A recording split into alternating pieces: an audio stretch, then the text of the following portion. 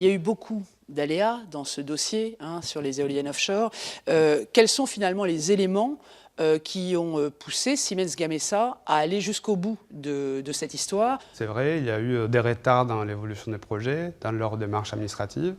Et aujourd'hui, ce qui se passe, c'est qu'à la fois, on voit les projets avancer, donc on voit les clients maintenir leur calendrier d'installation de projets. Donc nous, de notre côté, ce qu'on fait, c'est qu'on ne veut pas être sur des chemins critiques.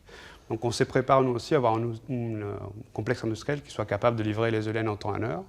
À la fois, on voit une compétitivité de l'éolien offshore à niveau mondial qui se confirme. Donc on voit les prix baisser, on voit la demande augmenter, à la fois en Europe, mais aussi dans d'autres pays dans le monde.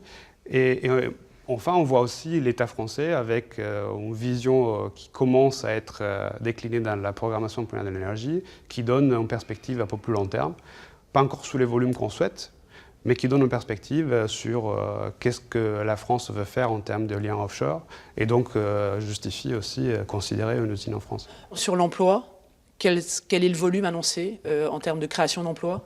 On n'a pas changé, donc le projet est connu depuis très très longtemps, on parle de plusieurs centaines d'emplois, et aujourd'hui le projet n'a pas changé. C'est une étape qui confirme juste l'engagement, confirme qu'on y croit, confirme qu'on a travaillé, confirme qu'on est prêt.